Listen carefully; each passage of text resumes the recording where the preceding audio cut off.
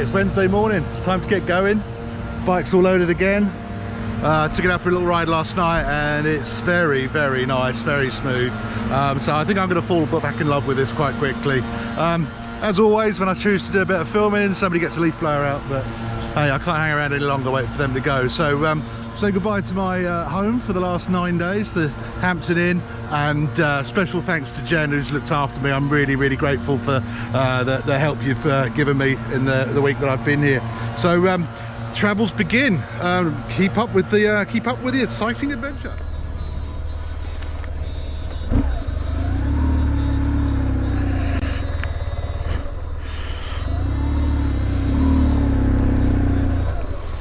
Right, that's me on the way again. Okay, so this morning I am heading west, my continued journey west, but I've got to go a little bit west before I head south, and so hopefully tonight I'll be just short of Nashville at the start of the Natchez Trace. But this little Mexican restaurant here, it was my second favourite to Applebee's. Very, very nice. Anyway, catch up with you later. Okay, first 100 miles, heading west. I've just come to a little town called Crab Orchard, I think, just before you get to Crossville. Still heading west. Back in a few mountains, so it's actually a bit colder than I anticipated. I've taken the lining out of my jacket. Probably a mistake, but anyway, beautiful little place. It's just lovely and quiet, and yeah, nice place to stop. Got some fuel, check the bike, make sure everything's not leaking and nothing's rattling, nothing's falling off. So Good Times did a good job, so I'm really pleased with that. Bike's running really, really well now. Hopefully that chapter in this journey is now well and truly closed, and we can move on. So yeah, back in love with the bike again. It's beautiful, and I'm going to push on. Okay, I've just gone past another roadkill. This one's a skunk. It's the first skunk I've seen. Now I did. There's another one.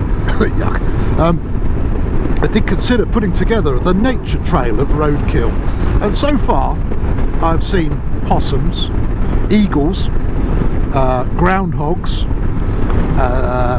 I've actually seen what looks like a bear on the side of the road, and plenty of deer as well, because they're just freaking crazy out here. But anyway, I was going to publish a list of my roadkill nature trail, but my wife said it would be really bad taste. So if you want to see the roadkill nature trail, I will edit something together for you. Just let me know in the comments.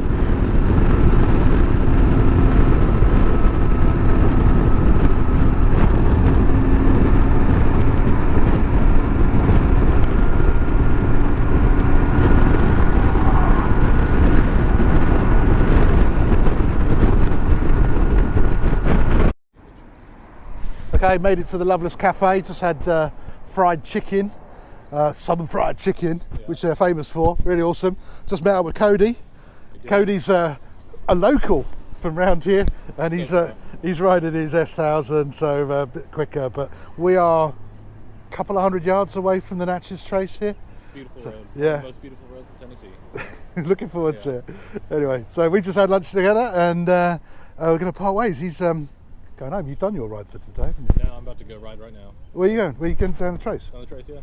How fast are you going? Are you going to break some limits? You want to go? I'll come with you. Let's go. Right, brilliant. See you then.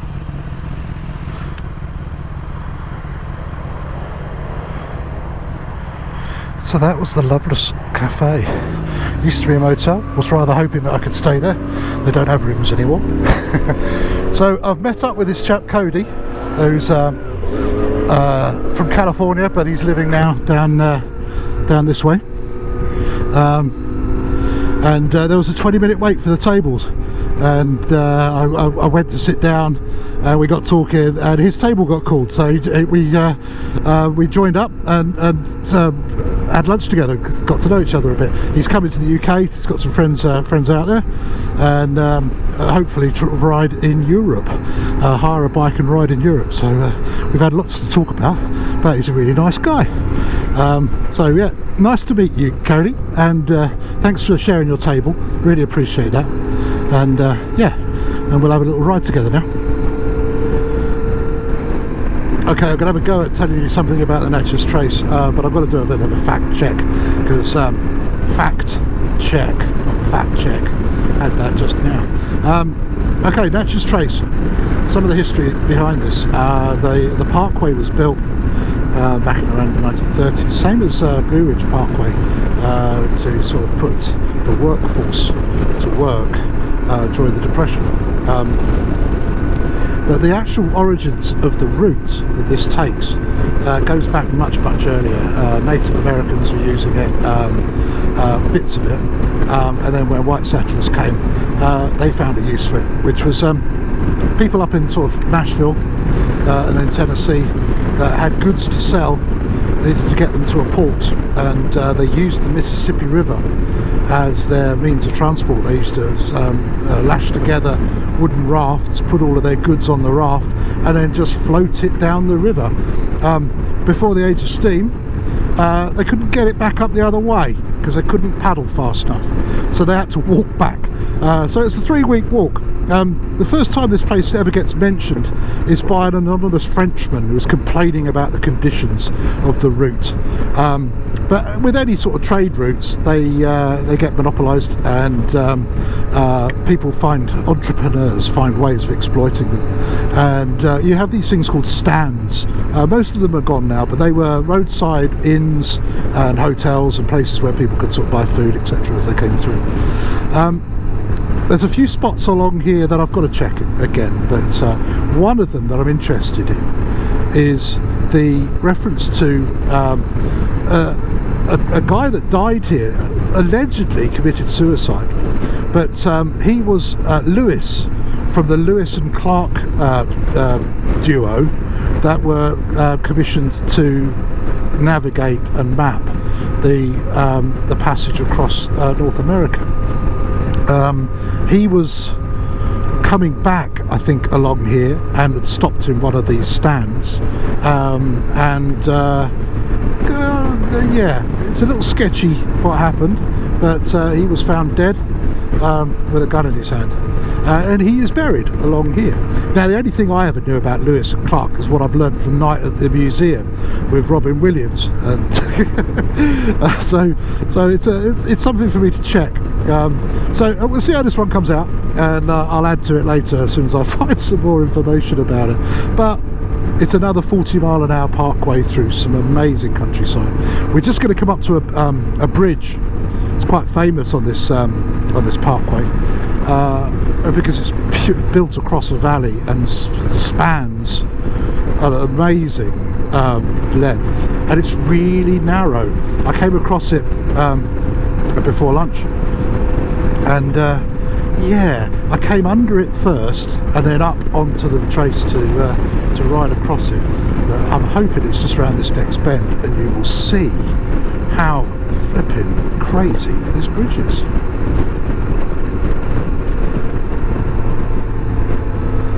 Here it is. So it doesn't look like much, but I promise you, this thing is about 400 million feet in the air. That might be an exaggeration, actually.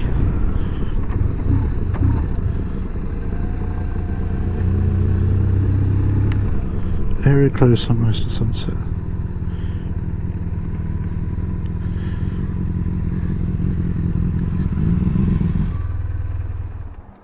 That is amazing. Look at the barriers at the top. Look. Yeah. There aren't any. It's about waist high. That's pretty cool.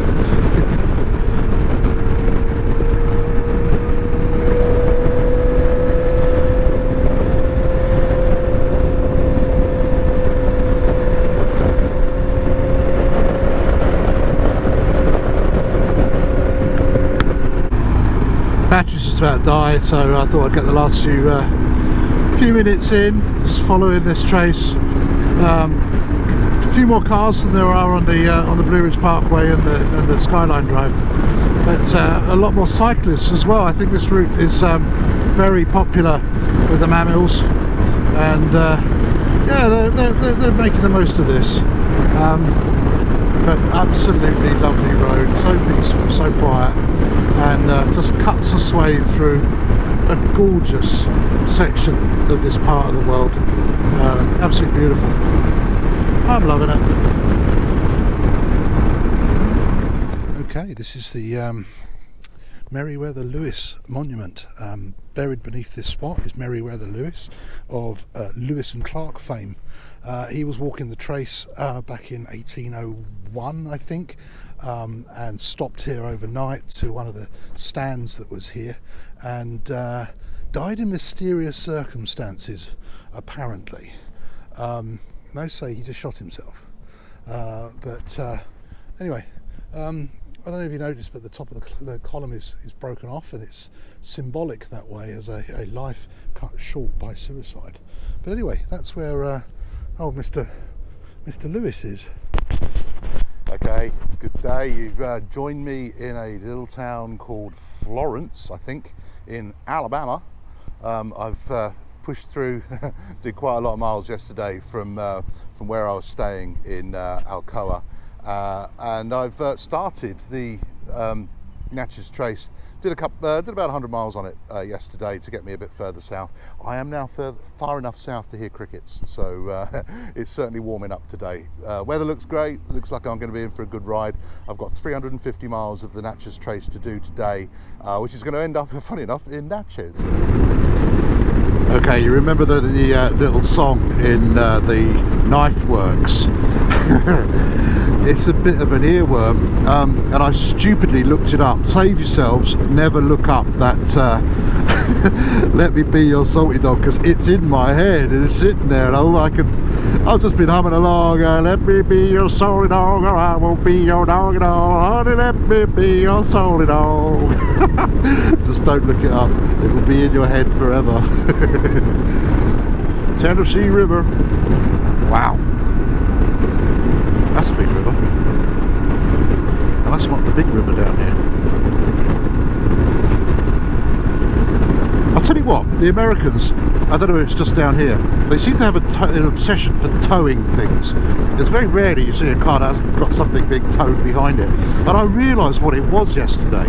They've got so many big toys. You've got boats, you've got quad bikes, you've got motorbikes, you've got speedboats, you've got hovercraft, you name it. Caravans, oh my god, caravans, trailers, work trailers, all that sort of stuff. So I've just suddenly realised they've just got bigger toys and they don't fit in the car, so you have to tow everything. I'd love it. Okay, you can add an armadillo to the roadkill nature trail. Yeah. Okay, 100 miles in. Just stopped at the visitor centre to pick up my sticker. I've motorcycled the Natchez Trace, well hopefully I will finish this. Sun's coming out. I've spoken to the locals and they say the rain wasn't expected, but it's going to clear up and we'll be in the mid-70s by the afternoon. So I've got the sat-nav sorted out now, and it looks like I've got 268 miles now to do before I can stop and find a hotel. So let's see what the Trace has got to offer me on the way. But so far, I'm loving it. It's really, really good. Bit of crazy wildlife keeps jumping out in front of me, but apart from that, should be good.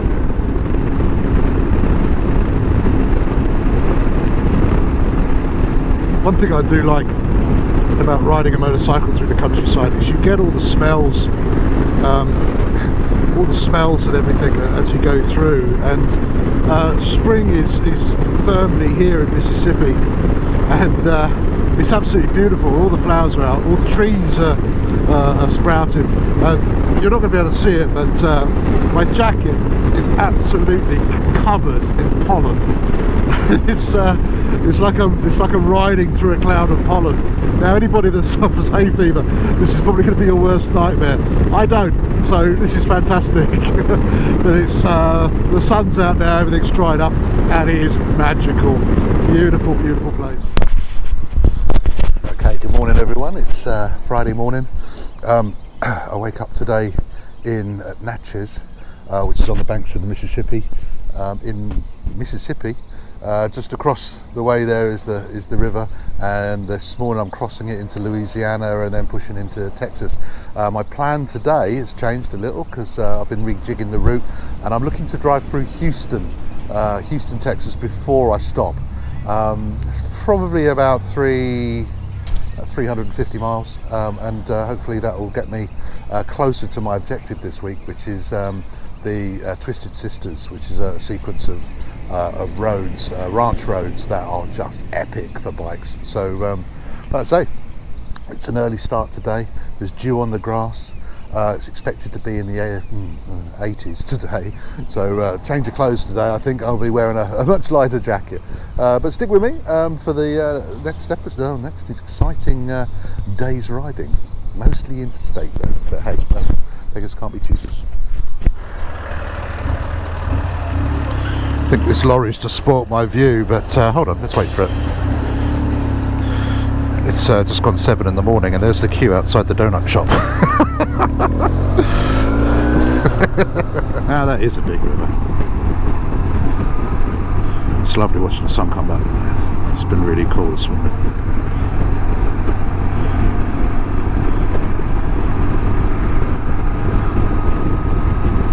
Beautiful.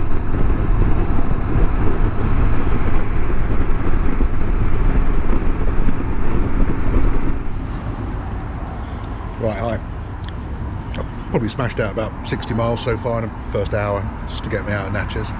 I'm in a little town called Holloway in Louisiana. Stopped for breakfast.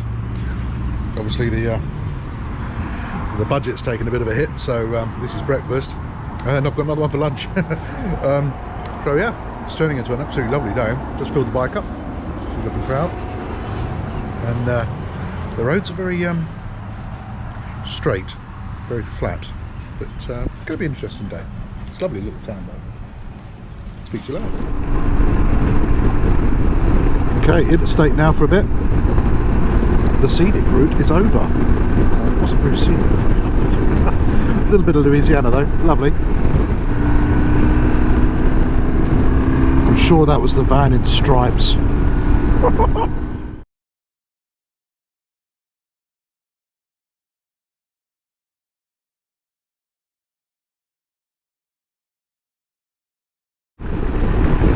This makes travelling on a bike fun when these guys come past you and you end up in their dirty air behind. I do like clean air, less buffeting, but they're quite intimidating.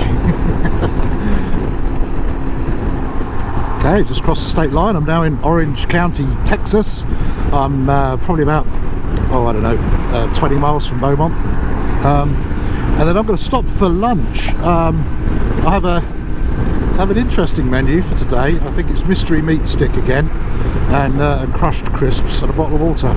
But I have a lunch dinner call with my wife, so I've got to find somewhere with Wi-Fi so I can get a Wi-Fi call into her. Because the further I go west, the further the time zone gap. Right, I need somebody to settle an argument for me. When I see these things like Dodge Ram going through, what is the biggest commercially available, not messed around with, commercially available pickup truck in the USA? Before you jack them up and put bigger wheels and all that on, which one's the biggest? Because there's some monster flipping flatbed trucks out here. Amazing things. I want one. I really want one. They're just huge and brilliant. Anyway, I better concentrate. Ooh, a bridge and boats, big boats. It's a lot of industry around Houston. lot of oil as well. I just passed a refinery. Crikey. We've got one close to where we live in the Isle of Grain. It looks like a hobby farm compared to some of the ones you got out here. Yeah, no, this is great. Big toys. Big toys. Big toys. Big toys. Big toys. That's pretty much the biggest one I've seen. How cool is that? Oh my god, that's beautiful. Okay, I'm not going to bore you with pointing the camera at me. You can watch me loading my bike up and show you just what a faff it is getting everything on and off your bike. Don't forget, I don't unload the panniers. They're full of my camping kit, which I don't need at night. But the rest of it still has to be loaded every day. So I've sped it up a bit for you, but you can see what I have to go through every morning. Okay, I left you yesterday as I rode through Houston on my way to Columbus. It was a pretty rough day's riding, just over 400 miles, but the kicker at the end of the day was sitting in 80-degree heat in a traffic jam when a lorry caught fire on the interstate just coming into Columbus. It does make me question why the laws in most states in the USA don't allow filtering or lane splitting. Now in the UK, it's one of the main reasons why people ride motorbikes to commute to work, etc. Because you don't have to sit there in the baking sun or getting wet. You just go up the middle of stationary traffic. So I'm rather looking forward to California, because I think we can. I think we're allowed to do it in California. But hey. Right, so last night I stayed in a lovely little hotel in Columbus, and just a short walk from Nancy's Steakhouse. No steak, unfortunately, because the budget won't spread to that anymore, but I have now figured out American portions and doggy bags. Everyone was taking doggy bags because the portions were huge, and I managed to save enough for lunch today, so stopped at the side of the road and finished last night's dinner, which was quite pleasant. So today was spent mostly on the interstate just to close the gap on my schedule a bit, but I think I've done enough long rides now to get me back on track. I hate that I missed Nashville and Memphis, and I'd love to have seen a bit of Houston, but one of the main reasons for this trip was to ride some of the legendary biker roads, like the Tail of the Dragon that clearly broke my bike, and the next ones are the Twisted Sisters, which I'm really looking forward to. So hopefully I should be riding off in a second, and I'll catch up a little bit later. Stick with me. Okay, welcome to Rock Springs. Behind me, hotel. It's the historic hotel at Rock Springs, built in 1907. Almost certainly haunted. Absolutely convinced it's haunted. But beautiful place. Really friendly owner. But Rock Springs, not very big. We've got the Jailhouse Grill and Bar, which I'm hoping to get a meal there tonight. The Jailhouse is that building, the yellow building in front of us there, which is now a public toilet. And that was the courthouse there. Not sure what they're using it for anymore, but pretty much this is the sum total of Rock Springs. Go any further and you're onto the highway. So, good place to lay your head, and very, very strategically placed for the Twisted Sisters, which I'm going to ride in the morning. Did one today, actually, sneakily did one on the way here, but that's for me to keep. Okay, join me next time for the Twisted Sisters and the journey that continues west into deserts, canyons, and hopefully a bit of camping. So stick with me, and I look forward to posting something new again next week. Thanks for watching.